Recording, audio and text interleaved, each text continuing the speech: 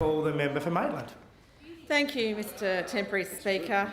And I think what we've seen there, I really don't want to comment on it, but I will say that I have been to Thredbo, to Kosciuszko on a number of occasions as a tour operator.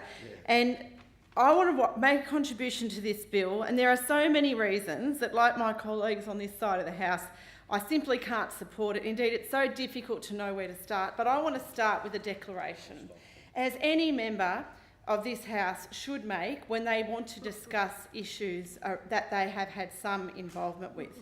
So as a former tour operator whose company did take tours into the Kosciuszko Park, I'm perhaps a little bit more qualified than some of the people in this House who have been speaking tonight, and the most recent speaker, I think, epitomises that, more qualified to speak on the need to ensure a proper management of any environmental impact of the Brumbies in this park.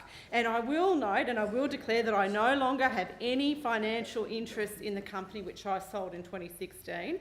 My husband is an employee of that company, and when my husband and I owned that company, and back in 2003, with the Thredbo fires, we did experience significant financial loss as a result of those fires. We did take people to those parks. I'm not sure if my husband does that now with the new owners of the company, but I just think it's good to put these things on the record, because I think there's been a bit of discussion about that today of people who don't want to be that, who don't want to be clear and transparent on their pecuniary and other interests on the matters we debate in this House. And I also want to say the Minister talked about management of the parks, and if we look at the numbers of Brumbies in this park over that time of this government, those 8 long years, we're looking at nearly a doubling of the numbers. In 2009 it was somewhere in the vicinity of 8,000. Now it's gone up to 17,000 as of 13-14. That is huge increase by lack of management by this government.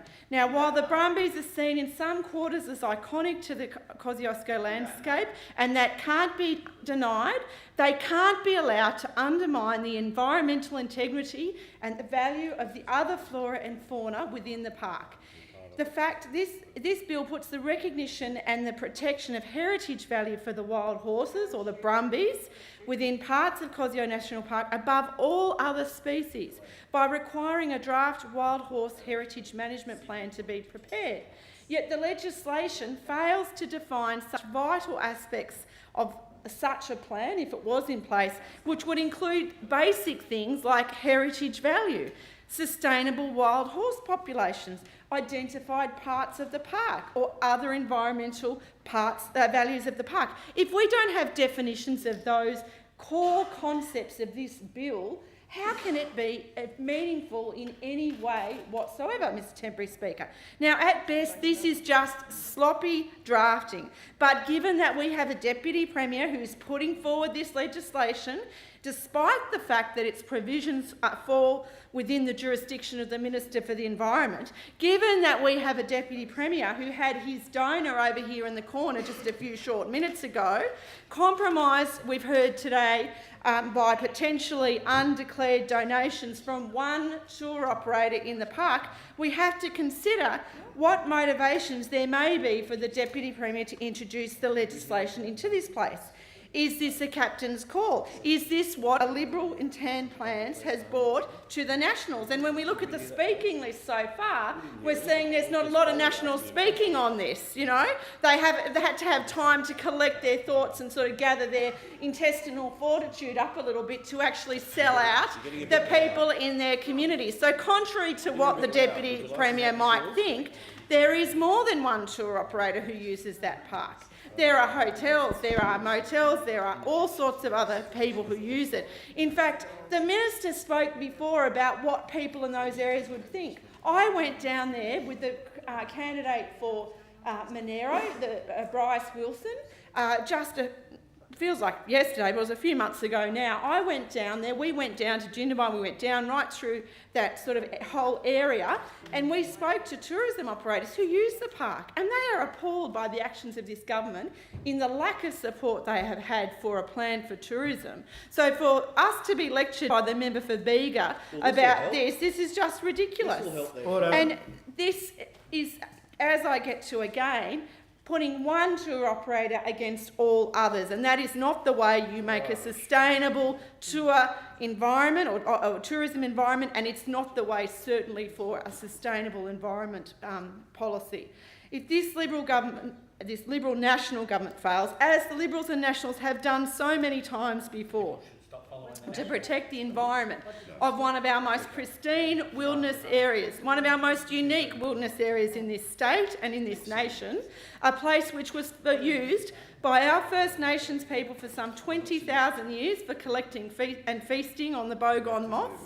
This is the place, remember, where skiing started in Australia back in 1861. This is where the National Chase, Snowy Mountains National Park began back in 1906. This is the place where in April 1944, Bill McKell proclaimed it as the Kosciuszko State Park, and it was the place that became the National Park in 1967. There are migrants from all over this nation who owe their new start in Australia to this park. This park is more than some wild horses and a government which is pandering to one tourism operator. This is the heritage of our nation, which is not about some brumbies that someone wants to get some mileage out of and to make some money out of. Many of our most rare and threatened plant and animal species occur within the boundaries of this park. It contains some 9 separate wilderness areas that have been identified in the latest management scheme. It's home to one of Australia's most threatened species, the corroboree frog. Why isn't the Deputy Premier dying in a ditch over that? Because his donor doesn't take tours to see the corroboree frog. He probably doesn't take tours to see the endangered mountain pygmy possum. Good policy should be evidence-based. This Deputy Premier doesn't accept the scientific evidence. Order. I love how they shout over the top of me and you don't stop them, right? Good policy should be evidence-based. Order. Order. Member for Oatley, order.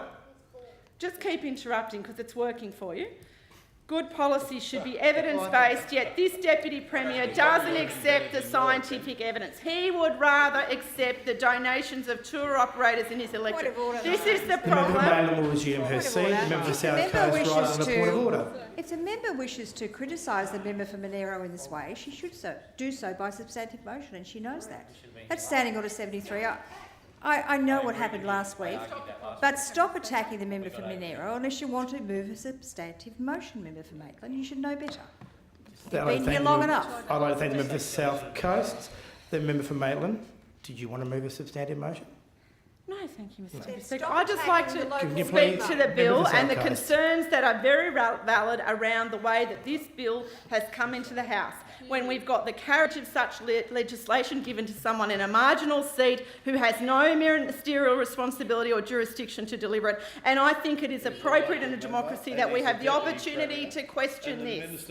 And it is conflicted and compromised. A majority of the independent technical reference group, which compiled the 2016 draft management plan, have reportedly written to the government arguing that rigorous scientific and technical advice should apply to future management of the wild horses.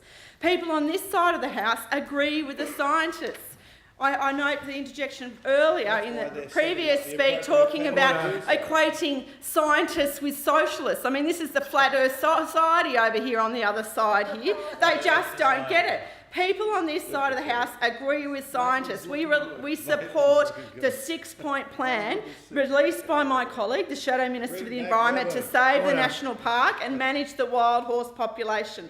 We on this side of the House argue that the primary document to guide operation of the park should be the Plan of Management for Kosciuszko National Park. And we know this will only work if the National Parks and Wildlife Service is adequately funded. This government's been cutting it to the bones. They've been cutting, and all those resources are going, and we've seen the damage caused by that. Our plan does have a place for the iconic brumbies. And Mr Temporary Speaker, I'd like to ask for a small extension of time so I can talk to these people who are so concerned about. The member for Maitland seeking an extension. Is extension granted? Yes, our plan. Extension is great. Thank you. Our plan does have a place for the iconic Brumbies by doing a scientific assessment and account of the horses, retaining a smaller population and consulting with stakeholders. Contrary to the government's slurs, our plan maintains a ban on aerial culling. It will establish a formal rehoming program and increase the capacity for humane population control measures. The Berejiklian and Barilaro government is trying to ram this bill home late in their second term, hopefully their last term. It's an emotional bill to appease the contributors to the Deputy Premier's election war chest. It's not an informed piece of legislation which will work to manage the complex ecological, environmental and conservation and tourism aspects of the park. It's none of those things. The Minister for the Environment should remain focused on evidence-based environmental outcomes for Kosciuszko National Park. She shouldn't be letting the Deputy Premier come into this place with a conflicted and compromised piece of legislation which appears, and which we've been told, has been drafted by the donor. What has been the response to this bill from the rest of our community? The member for Maitland will resume his seat. The member for Mile Lakes rises on a point of order. Standing Order 73 says imputations of improper motives and personal reflection of the members of either house are disorderly, other than by substantive motion. So, my submission is that making these allegations in this debate is not by way of substantive motion, and therefore she should be brought to order. If not, she is disorderly and should be dismissed. The member for Maitland, this is the second time that this has been raised. I would remind you to stick to the lead of the bill. I am. And if you wish to attack the minister, you do it by substantive motion. Thanks, Mr. Temporary Speaker. What's been the response to this bill from the rest of our community? There's been universal condemnation of the proposal by environmental groups, academics, scientists, experts, former New South Wales Parks and Wildlife Services, a range of key stakeholders in the tourism industry, of course, except for the important one over there, recreational fishers, land rehabilitation groups and wild horse rehoming organisations have also all opposed the plan. The jobs are a very huge aspect of this. I know that the candidate for the Monero for Labor has had a lot of representations about the jobs that will be impacted here. I can't understand why anyone in the National Party would compromise themselves on this bill. They know the importance of eradicating feral animals in the management of the land they manage. Nationals know that. Why would they have to do this to one of our most pristine environments? At the end of the day, this bill goes to the very issue of trust in this government. On the one side, we have the weight of scientific evidence. On the other side, we have one donor who's drafted a bill. I know who I will be trusting on this. In his second reading speech, the Deputy Premier claimed this bill would ensure that no horse would be shot or culled except in circumstances where a horse is injured or sick. But the bill makes no provision for this in any way. The bill doesn't deal with methods of population control nor the humaneness of any of those methods. The Deputy Premier also said the government would appoint a new independent technical reference group, implement a research and monitoring program, undertake a new count of horse numbers and implement a marketing campaign for the rehoming of horses. They all sound like great things. They're not in the bill. They're not in the bill. That's a problem you've got. You've got a bill here that is drafted to advantage one person in this state. It's not to advantage the Kosciuszko. It is a shame and a shame and a shame, and you should all be ashamed of yourselves if you support it. Disgrace. Order. Just before I close. Order.